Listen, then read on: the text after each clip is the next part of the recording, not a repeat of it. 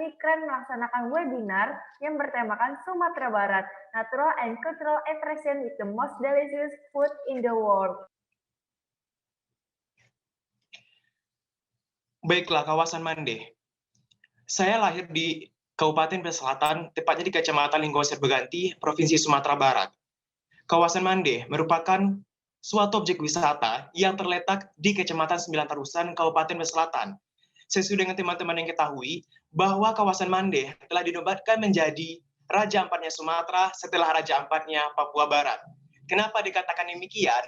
Nah, karena pada tahun 2019 teman-teman semuanya, kawasan Mande telah diberikan penghargaan oleh Kementerian Pariwisata serta oleh Indonesia Sustainable Tourist Awards pada tahun 2019 sebagai surga tersembunyi di Sumatera Barat, tepatnya di Pulau Sumatera. Dan juga kawasan Mande disebut juga sebagai Raja Ampat Sumatera. Oleh karena itu, teman-teman yang berada di daerah Jawa mungkin lebih efektif daripada jauh ke Papua Barat, bisa mendingan lebih efektif ke Raja Ampatnya Sumatera. Karena pada dasarnya ini telah merupakan Kementerian Pariwisata sendiri telah mengisahkannya sebagai surga tersembunyi dari Provinsi Sumatera Barat nih teman-teman semuanya. Next.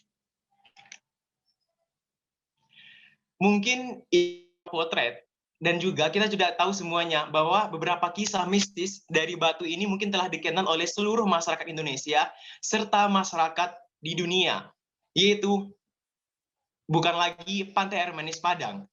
Disebut sebagai sebutan mystical tourist attraction. Kenapa dikatakan demikian? Karena keunikan tersendiri di Pantai Air Manis Padang memiliki sebuah keunikan. Yang pertama, pada tahun 2017, Universitas Oxford telah melakukan penelitian terhadap batu malingkundang ini, nih teman-teman semuanya. Dan telah ditemukan bahwa di beberapa tempat di Pantai Air Manis telah ditemukan beberapa botol yang bertuliskan formalin.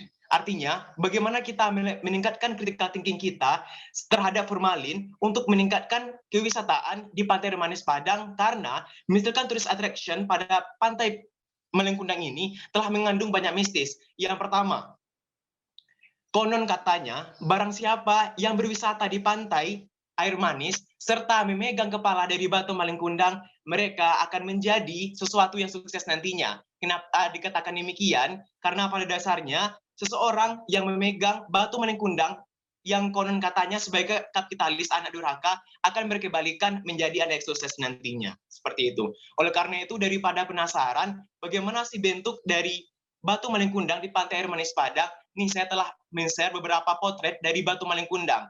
Itu di sebelah kiri merupakan potret dari batu malingkundang di Pantai Air Manis. Yang kedua, di sebelah kanan itu merupakan potret dari kapal yang hancur akibat kutukan yang ditimbulkan oleh ibundanya sendiri. Nah, ini beberapa wisata yang ada di Sumatera Barat. Salah satunya itu kawasan Mande. Di sini ada Pulau Setan, Pulau Cubada, Pulau Pemutusan, ada Sironjong, Gadang, hutan mangrove, Suarda Dwipa, Sironjong Kete, Sungai Gemuruh, dan Pagang. Next. Nah, ini bagi teman-teman yang belum tahu nih Kepulauan Mentawai. Nah, Kepulauan Mentawai ini menjadi salah satu incaran bagi turis-turis mancanegara, di mana Kepulauan Mentawai ini memiliki ombak-ombak yang besar. Nah, di situ turis-turis mancanegara itu melakukan surfing, dan di sini masih banyak-banyak masyarakat tradisi yang melakukan kayak seperti bertato. Bertato itu emang dilakukan masyarakat Mentawai dengan bahan-bahan atau bahan alami yang mereka gunakan untuk sebagai tintanya. Kemudian next, Kak. Nah, ini salah satu kabupaten yang berada di Sumatera Barat yang memiliki berbagai destinasi wisata. Itu kabupaten terletak di Kabupaten Solok Selatan paling ujung dan berbatasan langsung dengan Kerinci. Kabupaten Kerinci itu Provinsi Sumatera Barat. Kalau biasanya wisatawan itu mengunjungi Kabupaten Kerinci itu naik Gunung Kerinci. Gunung Kerinci itu tertinggi di Asia Tenggara, gunung aktif tertinggi di Asia Tenggara. Nah, apa saja sih yang ada di Kabupaten Solok Selatan? Yang pertama itu ada kawasan Sariburu Magadang, kemudian ada hot water boom, Kemudian ada Tubing Ducati, Watek Ducati, Puncak Laras, kawasan perkebunan teh yang berada di Sungai Lambai dan Desa Wonorejo. Desa Wonorejo ini memiliki 1.000 yang dijuluki sebagai 1.000 air terjun, di mana di dalam satu kawasan desa itu ada 11 air terjun. Ada yang bertingkat 2 dan terjunnya cukup tinggi. Kemudian ada Camintoran. Camintoran ini seperti yang didesain untuk menyamai puncaknya Bogor. Kemudian ada Gua Batu Kapal. Gua Batu Kapal ini kawasan yang memiliki 4 gua gitu. Kemudian ada pendakian Gunung Kerinci melalui kawasan Puncak Bangunrejo. Kemudian ada air terjun Kembar. Next, Kak.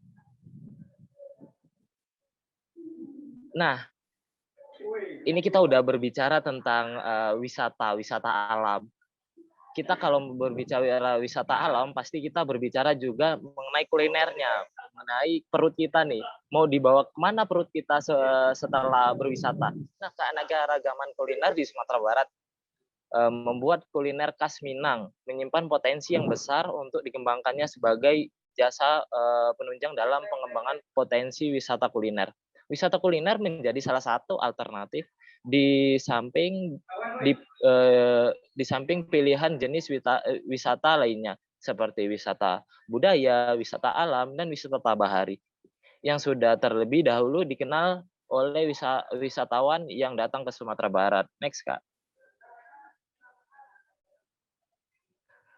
Nah, ini salah satu yang ada di Sumatera Barat itu pangek pisang. Pangek pisang itu berasal dari Kabupaten Solok Selatan, di mana pisang yang sudah masak itu biasanya digunakan pisang kepok. Itu dimasak dengan menggunakan santan, tapi santannya itu benar-benar dimasak sampai kental. Dan kemudian itu ada di sampingnya itu ada ketan. Kemudian ada menjadi salah satu yang dicari oleh teman-teman di luar sana. Kemudian ada kopi dan keripik pisang roti. Nah, keripik pisang roti ini yang menjadi salah satu tidak ada di luar sana. Kalau tidak berkunjung ke Solok Selatan itu tidak akan mendapatkan keripik pisang roti. Karena keripik pisang roti itu sendiri menjadi salah satu ikon Solok Selatan.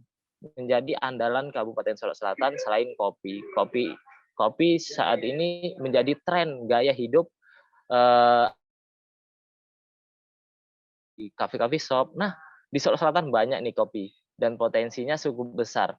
Dan kebetulan Supri sendiri itu punya namanya Alwis Tours. Nah, Alwis Tours ini punya salah satu destinasi yang kurang banyak itu di luar sana, itu namanya field trip kopi, di mana kita bisa belajar dari hulu sampai hilir proses kopi, dari budidaya sampai kita siap seduh itu ada di Kabupaten Solok Selatan.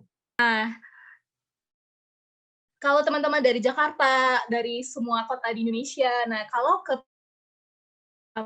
atau mendarat di Bandara Internasional Minangkabau. Nah, Bandara Internasional Minangkabau ini seperti namanya ya udah internasional, jadi fasilitasnya juga sudah baik seperti itu. Nah, dari bandara kita langsung aja ke Masjid Raya Sumatera Barat. Nah, Masjid Raya Sumatera Barat ini salah satu masjid terbesar yang ada di Sumatera Barat dan juga terkenal dengan bentuk masjidnya itu yang seperti gonjong ya, yang mencirikan ciri khas rumah gadang yang merupakan rumah adat Sumatera Barat.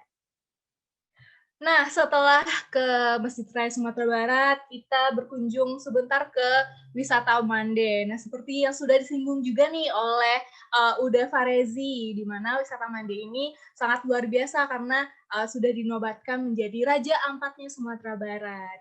Di sini teman-teman semuanya bisa snorkeling, bisa menikmati keindahan laut, dan juga melakukan berbagai kegiatan di sini. Nah, setelah itu kita akan ke Masjid Terapung di Painan. Jadi untuk Masjid Terapung ini cenderung baru diresmikan tahun ini, teman-teman semuanya. Nah, masjid ini seolah-olah terapung karena fondasinya itu berada di laut seperti itu. Jadi arsitekturnya juga indah. Nah, ini bisa menjadi salah satu destinasi wisata religi bagi teman-teman semuanya jika berkunjung ke Sumatera Barat. Oke, selanjutnya kita ke Harau yang ada di Payakumbuh. Ini udah terkenal banget ya, banyak banget di scene film-film kayak Me versus Mom, ada yang nonton nggak nih? Kayak gitu. Nah, ini udah lumayan banyak yang diliput di film-film sebelumnya. Nah, setelah ke Harau, kita juga bisa melakukan wisata budaya ke wisata 1000 Rumah Gadang di tempatnya Uda Supri di Solok Selatan. Nah, di sini juga sangat terkenal di mana rumah gadangnya ini bisa kita lihat ya dari fotonya, ini sangat banyak teman-teman. Kita bisa menyimpulkan bahwa masyarakat di sini memang benar-benar menjaga tradisinya untuk mempertahankan rumahnya seperti itu, yaitu rumah gadang. Sangat luar biasa sekali. Oke, nah selanjutnya yang paling terkenal yaitu wisata Jam Gadang Bukit Tinggi. Nah, ini adalah salah satu ikon wisata juga yang ada di Sumatera Barat. Oke, nah itulah beberapa wisata yang paling terkenal yang ada di Sumatera Barat. Nah, di sini aku sebagai perwakilan dari Generasi Pesona Indonesia Kota Solok juga ingin mempromosikan. Nah, jadi ini adalah penggambaran 360 pemandangan dari agrowisata Sawah Solok. Nah, mungkin teman-teman di sini sudah pada tahu ya, apa sih bedanya kalau kita makan nasi Padang tuh, bedanya nasi Padang yang benar-benar nasi Padang sama yang nasi Padang yang dalam tanda kutip dibikin nama orang Jawa kayak gitu. Nah, itu kita bisa lihat dari berasnya, teman-teman. Bagi teman-teman yang ada di Pulau Jawa, nah bisa kelihatan kan kalau nasinya itu pulen, itu kemungkinan besar berasnya itu berasal dari tanah Jawa. Namun apa sih khususnya bedanya yang membuat beras Solok ini itu menjadi khas? Nah, yaitu dari karakteristik nasinya ketika udah dimasak, teman-teman. Di mana nasinya itu berbulir, yang itulah menjadi ciri khas nasi Padang ini sendiri.